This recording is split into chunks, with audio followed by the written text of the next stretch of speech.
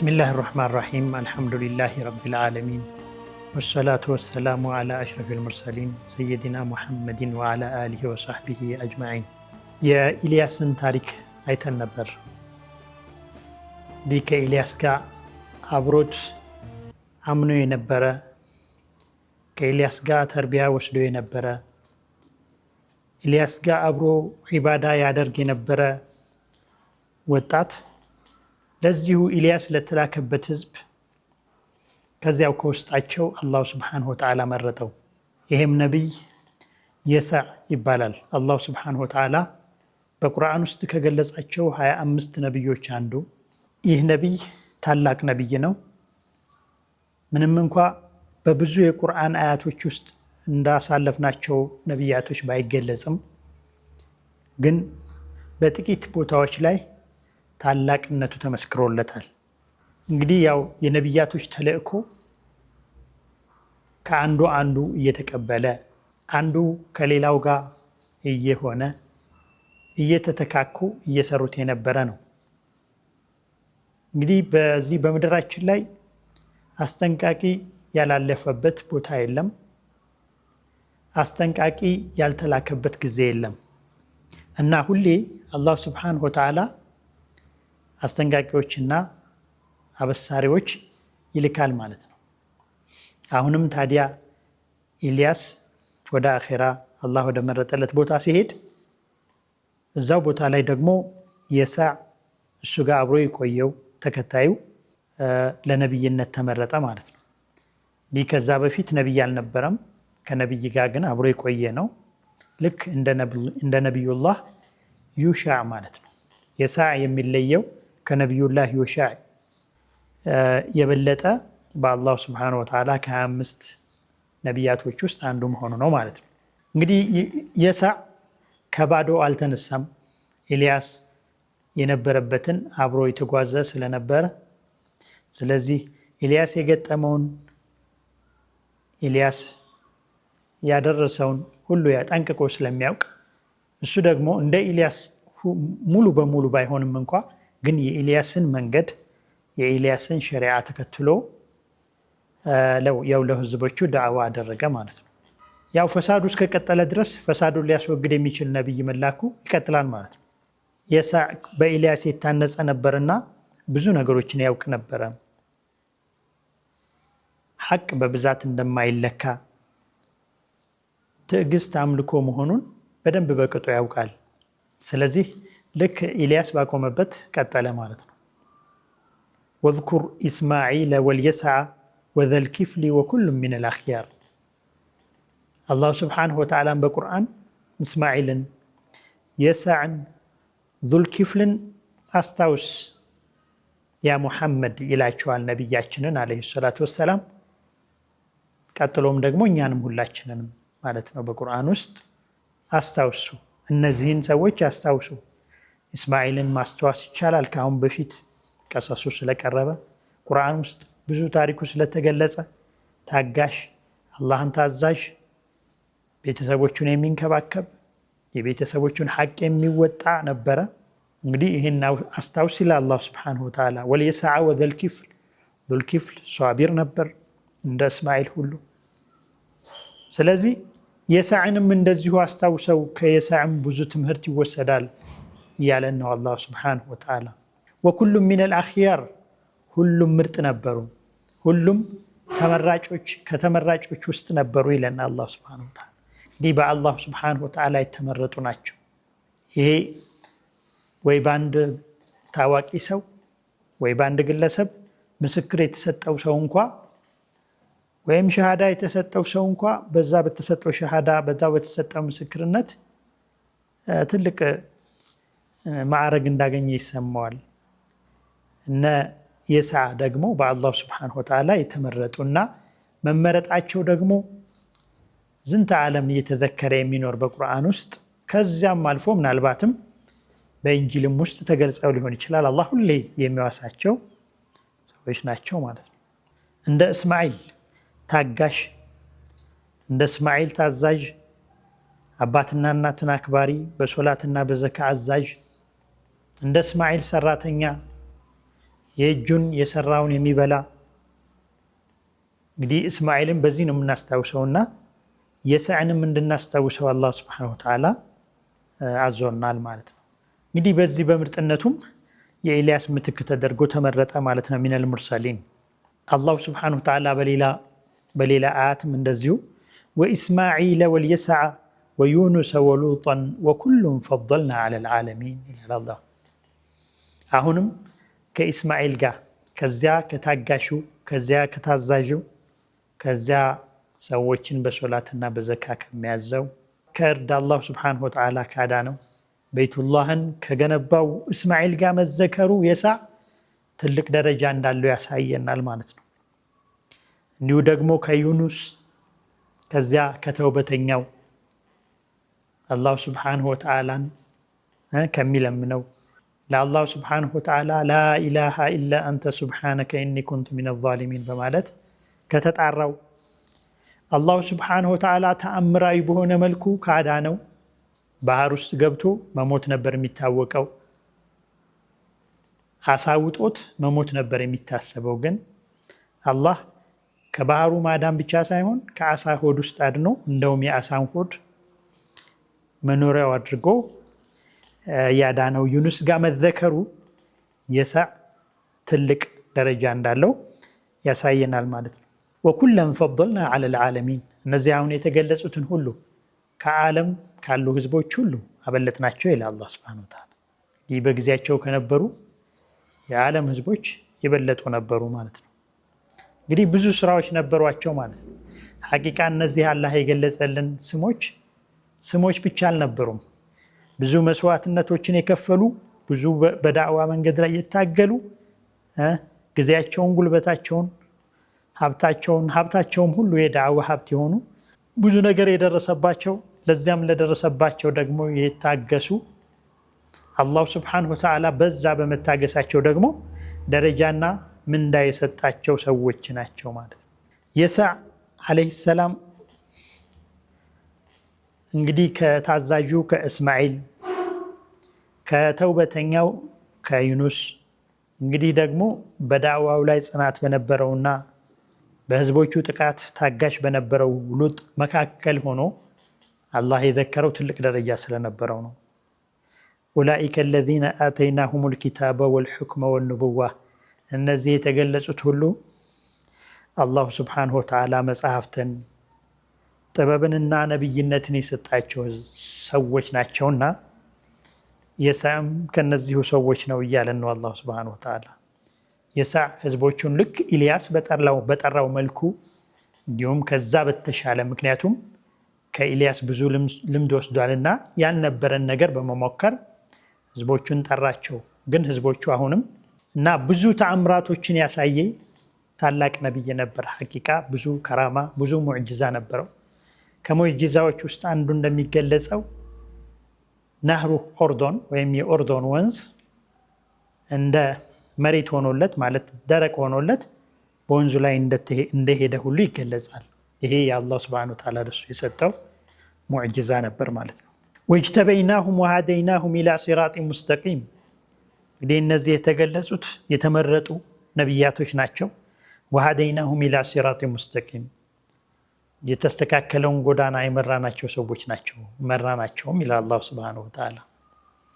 ኢህዲነ ሲራጠል ሙስተቂም ሲራጠል ለዚነ አንዓምተ ዐለይሂም ገይሪል መግዱቢ ዐለይሂም ወለዷሊን እያልን ሁሌ በቁርአን እንደነሱ እያልን የምንለምንባቸው ሰዎች ሆኑ ማለት ነው። አላህ ሱብሓነሁ ወተዓላ ሲራጠል ለዚነ አንዓምተ ዐለይሂም አው የነዚህም መንገድ ነው ኢህዲነ ሲራጠል ሙስተቂም እያልን የምንለምነው ማለት ነው። ጠሪቁል አንቢያኢ ወልሙርሰሊን ወጅተበይናሁም ወሃደይናሁም ኢላ ሲራጢን ሙስተቂም አላህ መስክሮላቸዋልና ስለ መምራቱ ትክክለኛውን መንገድ ስለ መምራቱ እነሱን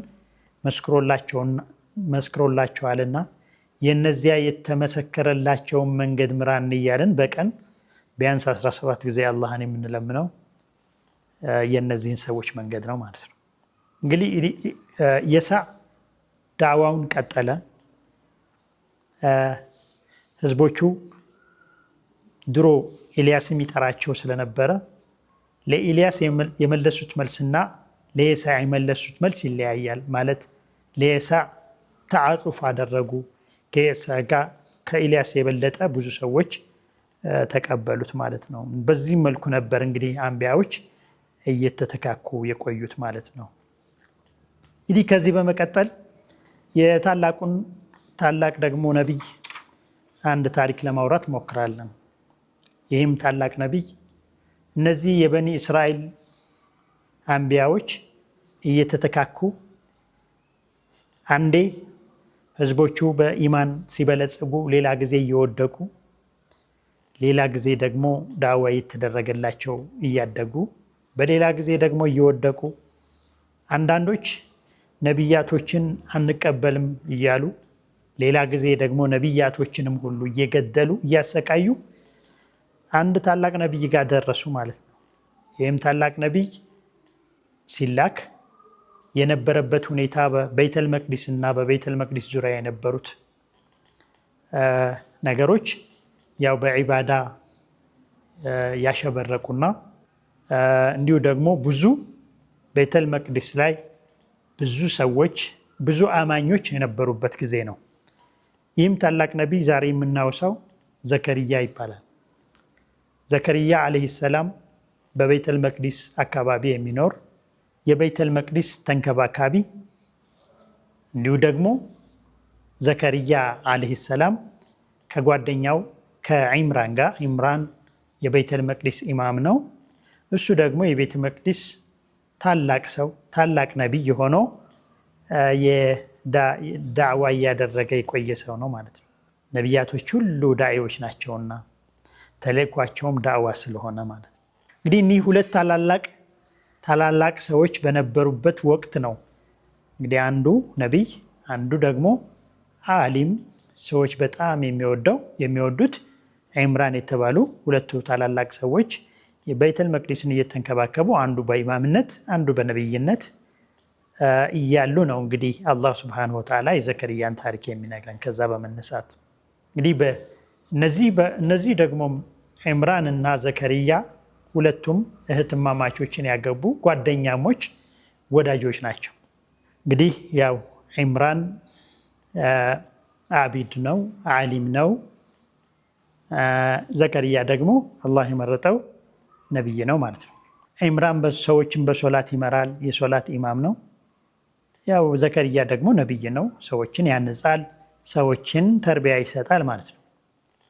እንግዲህ በዛን ጊዜ የነበሩት ሰዎች ብዙዎቹ ለአላህ ታዛዦች፣ አቢዶች፣ በአላህ የሚያምኑ ጠንካራ ሰዎች ነበሩ ማለት ነው። ከዕለታት አንድ ቀን የዒምራን ባልተቤት በመንገድ ላይ እየሄደች እያለ አንድ በራሪ ልጆቹን እየመገባቸው ታያለች።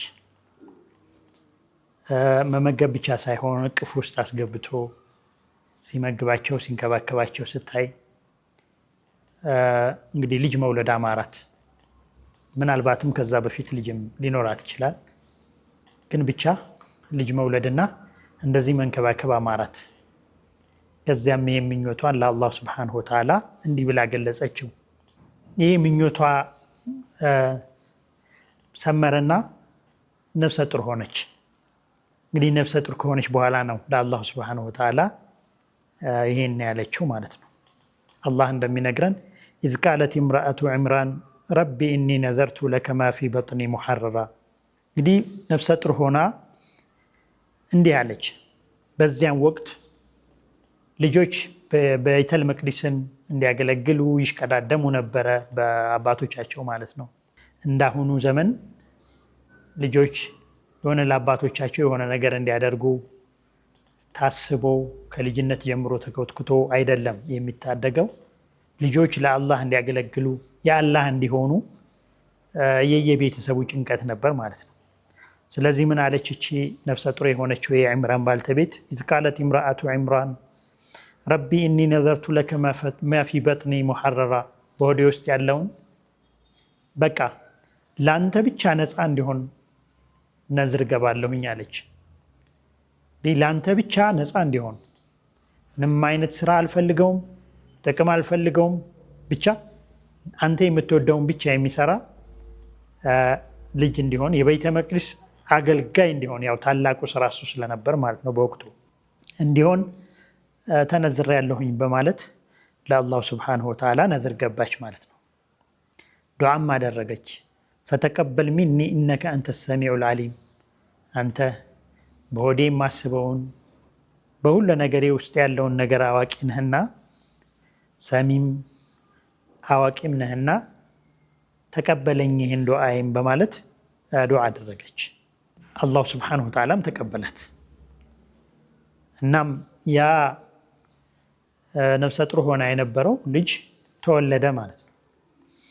ግን ሲወለድ አስደንጋጭ ነበር ማለት ለሷ ስትወለድ ሴት ሆነች። እንዲህ በዛን ጊዜ የቤተል መቅዲስ አገልጋይ ተደርገው የሚሰጡት በቤተል መቅዲስ ዙሪያ የሚካድሙት ወንዶች ስለነበሩ ሴት መሆኗ አሳዘናት፣ አዱብዳ ሆነባት። ፈለማ ወضዐትሃ ቃለት ረቢ እኒ ወضዐቱሃ ኡንሳ ወላሁ አዕለሙ ቢማ ወضዐት ወለይሰ ዘከሩ ከልኡንሳ ወኢኒ ሰመይቱሃ መርየም በማለት በሀዘንም በደስታም የተቀላቀለን ነገር ተናገረች ማለት ነው ለአላሁ ሱብሓነሁ ወተዓላ። ግን ለአላህ ነው። አሁን ረቢ እኒ ወضዐቱሃ ኡንሳ ሴት ሆና ነው የወለድኳትኝ። እንግዲህ አንተ ታውቃለህ መቼስ ወንድ እንደ ሴት አይደለም። ወንድ ነበር ለቤተ መቅደስ ወይም ደግሞ ለቤተል መቅዲስ አገልጋይ የሚሆነው። ነገር ግን አንተ ታውቃለህ ወንድ እንደ ሴት አይደለም በማለት ሴት መውለዷ ያሳዘናት ሴት ሆና ለአላህ ሱብሓነሁ ወተዓላ ብቻ አሳወቀች ማለት ነው። ወላሁ አዕለሙ ቢማ ወضዐት አላህ ያው ሴት መውለዷን መጀመሪያውኑ የቀደረው ነገር ነው። ወለይሰ ዘከሩ ከልኡንሳ ወንድ እንደ ሴት አይደለምና እንግዲህ ተቀበለኝ በማለት አላህ ሱብሓነሁ ወተዓላ ለመነች። ወኢኒ ሰመይቱሃ መርየም የእሷንም ሴትም ብትሆን ስሟን መርየም ብያታለሁኝ። መርየም ማለት በቋንቋቸው አቢድ ማለት ነው። እኔ የገባሁትን ቃል አከብራለሁኝ አለች ማለት ነው። ያው አቢድ ነች፣ ለዛው ለቤተል መቅዲስ አቢድ ሆና እንድትቀጥል እፈልጋለሁ ማለት ነበር ለሷ። ወኢኒ ኡዒዙሃ ወዙርየተሃ ሚነ ሸይጣን ረጂም እንግዲህ እሷንም ሆነ ዝርያዎቿን እሷንም ሆነ እሷ የምትወልደውን ከተቀጠቀጠው ሸይጣን እንዲጠበቁ አንተ እንድጠብቃቸው ለምንሃለሁኝ በማለት ዱዓ አደረገች ማለት ነው። አሁን የወለደች ጊዜ የወለዱ ቀን ስም መወጣት ያለ ነገር ነው ማለት ነው።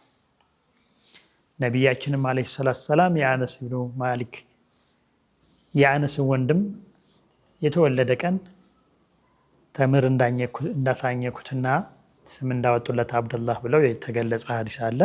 ስለዚህ የተወለደ ቀን ስም ማውጣት እንደሚቻል በዚህ ማስረጃ ተደግፈው ብዙ ሰዎች ይሄን ይመክራሉ ማለት ነው። እንግዲህ አቢድ ነች፣ አቢድ እንድትሆን አደርጋለሁ ማለት አቢድ እንድትሆን የተመኘሁትን አሁንም በገባሁት ቃል መሰረት በገባሁት ነዝር መሰረት አደርጋለሁ አለች። ወኢኒ ኡዒዙሃ ወዙርየተሃ ሚነ ሸይጣን ረጂም ይሄ እንግዲህ እሷ በወለደችበት ጊዜ ያለችው ዱዓ ነው። በእኛ በነቢያችን ዓለይሂ ሰላቱ ወሰላም ኡመት ላይ ደግሞ አንድ ሰው ከቤተሰቡ ጋር በሚሄድበት ጊዜ ይህን ዱዓ እንዲል ታዟል ማለት ነው። አላሁመ ጀኒብነ ሸይጣን ወጀኒብ ሸይጣን ማ ረዘቅተና የሚል ዱዓ ሁሌ ከቤተሰቡ ጋር በሚሄድበት ጊዜ እንዲል ነቢያችን አዘዋል። ስለዚህ የሚወለደው ልጅ ከሸይጣን እንዲርቅ ከሸይጣን እንዲርቀው ሸይጣን እንዳያስቸግረው የሚደረግ ዱዓ ነው ማለት ነው ለልጅ ገና ለሚወለደው። አሁን ደግሞ የዒምራን ባልተቤት ከወለደችም በኋላ ይህን ዱዓ ለልጇ ብቻ ለተወለደችው ብቻ ሳይሆን ልጇ ለምትወልደውም ሁሉ ዱዓ እንዳደረገች ያሳየናል ማለት ነው። ለዚህ ይህንን ካለች በኋላ ፈተቀበለሃ ረቡሃ ቢቀቡሊን ሐሰን አላሁ ስብሓነሁ ወተዓላ ያው ዱዓን ተቀባይ ነውና ኒያው ውስጧ ጥሩ ስለነበረ ተቀበላት። ቢቀቡሊን ሐሰን እንግዲህ ፈተቀበል ሚኒ ነበር ያለችው። ፈተቀበለሃ ረቡሃ ቢቀቡሊን ሐሰን እንግዲህ ከዛ በበለጠ አላሁ ስብሓነሁ ወተዓላ አድርጎ ተቀበላት ማለት ነው። ወአንበተሃ ነባተን ሐሰን እንዲሁ ደግሞ መወለድና መርየምን መቀበል ብቻ ሳይሆን አላህ ሱብሓነሁ ወተዓላ ጥሩ አስተዳደግ እንድታደርግ አደረጋት። የተሻለ አስተዳደግ እንድታድግ አደረጋት። ወከፈለሃ ዘከርያ አሳደጋት። ዘከርያ እንዲያሳድጋት ተደረገ ማለት ነው። እንግዲህ ዘከርያ ነቢይ ነው። ነቢይ ያሳደጋት፣ ይህን ዱዓ ያደረገች እናት የወለደቻት፣ የበይተል መቅዲስ ኢማም የአባትዋ የሆናት መርየም ተወለደች ማለት ነው። እዚህ ጋ ነው እንግዲህ ታሪካችን የሚያጠነጥነው። ወከፈለሃ ዘከርያ የመርየምን ታሪክ እናቆየውና በሚቀጥሉት ፕሮግራሞች የሚቀርብ ሆኖ የዘከርያ ታሪክ ይቀጥላል ማለት ነው። እንግዲህ ዘከርያ አንድ ስራ ተሰጠው በአላህ ሱብሓነሁ ወተዓላ። እሱን አገልጋይ አላህ ሱብሓነሁ ወተዓላን አቢድ የነበረ ነቢይ ነው። እንግዲህ ልጅ እንዲያሳድግ ተሰጠው ማለት ነው። መርየም የምትባል ልጅ እንዲያሳድግ፣ እንዲንከባከብ፣ ተርቢያ እንዲሰጥ ኃላፊነት ተሰጠው። ግን ዝም ብሎ አልነበረም። የበይተል መቅዲስ ኢማም ትልቅ ክብር ስለነበረ፣ አባቷ ደግሞ እሷ ከመወለዷ በፊት ሞቶ ስለነበር እሷን ማሳደግ፣ እሷን መንከባከብ ትልቅ ስም ያስገኝ ነበረ። ትልቅ ደረጃ ነበረው። አንደኛ የጥሩ ቤተሰብ ልጅ ነች። ሁለተኛ የበይተል መቅዲስ አገልጋይ ነው የምትሆነውና እሷን ማሳደግ፣ እሷን መንከባከብ ሁሉም አሊሞች፣ እዛ አካባቢ የነበሩ አሊሞች ተፎካከሩባት ማለት ነው። እኔ ማሳደግ ያለብኝ የሚል ክርክር ውስጥ ተገባ ማለት ነው። ወማ ኩንተ ለደይሂም ኢዝ ዩልቁነ አቅላመሁም አዩሁም የክፍሉ መርየም ወማ ኩንተ ለደይሂም ኢዝ የኽተሲሙን እያለ ነቢያችንን ዓለይሂ ሰላቱ ወሰላም ታሪክ እኛንን እንጂ የምናወራ ካንተ አታውቅም እያለ እየነገራቸው ነው። ያኔ መርየምን ለማሳደግ እጣ ሲጣጣሉ፣ ቀለም ሲጥሉ እነሱ ዘንድ አልነበርክም፣ እኛንን የነበር ነው። ያኔም ሲከራከሩ ማን ያሳድግ እኔ ላሳድግ በሚለው ሲከራከሩም ከነሱ ዘንድ አልነበርክም፣ እኛንን የነበር ነው። ስለነበርን ነው ይሄን ታሪክ ምንነግርህ ይላል አላህ ሱብሓነሁ ወተዓላ። ስለዚህ ቀሰስ ከነቢዩ የልብ ምንጭ የሚወራ ወሬ ሳይሆን በአላህ ወሕይ የተነገራቸውን ያወሩን ነው ማለት ነው። ስለዚህ ወማ ኩንተ ለደይሂም ኢዝ ዩልቁነ አቅላመሁም አዩሁም የክፉል እጣ ተጣጥለዋል ማለት ነው። ምን ለማድረግ? ይህን መርየምን የማሳደግ መርየምን የመንከባከብ እድል ለማግኘት ማለት ነው። ነገር ግን ዘከርያ ምክንያቱ ትልቅ ነበር። ምክንያቱም ዘከርያ የእህቷ ባል ወይም የአክስቷ ባል ነው በተለያየ የዑለማዎች ሪዋያ ማለት ነው። ስለዚህ ከዘከርያ ጋር ማደጓ ከአክስቷ ጋር፣ ከዘከርያ ጋር ማደጓ ከእህቷ ጋር የምታድግ ስለሆነ ዘከርያ ምክንያት ነበረው ማለት ከኔ ጋር ትደግ ሲል ማለት ነው። ስለዚህ አንድ ቤተሰብ ስለሆኑ እዛ ጋር መኖሯ ችግር የለውም የሚል ይዘው ማለት ነው። ግን ሊያሸንፋቸው አልቻለም። በዚህ ስላላሸነፋቸው ወደ ምን ተሄደ? ወደ እጣ መጣጣል ተሄደ ማለት ነው። ሁሉም መርየምን የማሳደግ ጉጉት ስለነበራቸው የዚህ አይነት ስራ በጣም ይወደድ ስለነበር በጊዜያቸው ማለት ነው። ስለዚህ ወደ እጣ መጣጣል ሲገባ እጣ ተጣለ ማለት ነው። ቀለማቸውን ጣሉ። በመጀመሪያ የሁሉም ስም ያለበትን ቀለም ከደበቁ በኋላ ህፃን ልጅ እንዲያነሷ ተደረገ። የመጀመሪያ የወጣው የዘከርያ ስም ነበር። አሁንም ደግሞ አይቻልም፣ እስከ 3 ነው መደረግ ያለበት ተባለ። አሁንም ቀለማቸውን ከወንዝ ላይ እንጥላለን። ከወንዝ ላይ ሲጣል ወንዙ በሚሄድበት ተቃራኒ የሄደው መርየምን ያሳድጋል፣ ወንዙ በሚሄድበት የሄደ ቀለም ግን አያሳድግም የሚል ከባድ የዕጃዚ የሆነ መስፈርት ቀረበ ማለት ነው።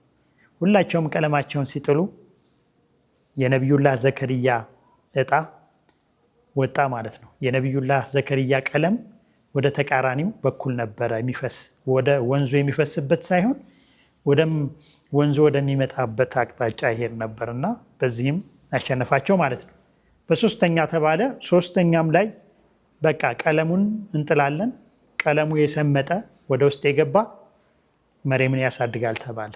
እንግዲህ ቀለም ቀላል ስለሆነ መንሳፈፍ ነበረበት። ነገር ግን አላሁ ስብሓነሁ ወተዓላ የመርየምን ማሳደግ ለዘከርያ አድርጎት ስለነበረ የዘከርያ ቀለም ሰመጠና የመርየምን ማሳደግ እድል እንዲሰጠው አላሁ ስብሓነሁ ወተዓላ አደረገ ማለት ነው። ይህ የአላህ ውሳኔ ነው። ወማ ኩንተ ለደይሂም ኢዝ ዩልቁነ አቅላመሁም አዩሁም የክፍሉ መርየም ወማ ኩንተ ለደይሂም ኢዝ የኽተሲሙን። ሲከራከሩም አልነበርክም፣ ቀለም ሲጥሉም አልነበርክም። እኛ ነን ይህንን ታሪክ የምናወራክ፣ እኛ በቦታው ስለነበርን ይላል አላሁ ስብሓነሁ ወተዓላ። ሌላውን ደግሞ በቦታው የተሰራውን ይነግረናል። ወሰላሙ አለይኩም ወረሕመቱላሂ ወበረካቱሁ።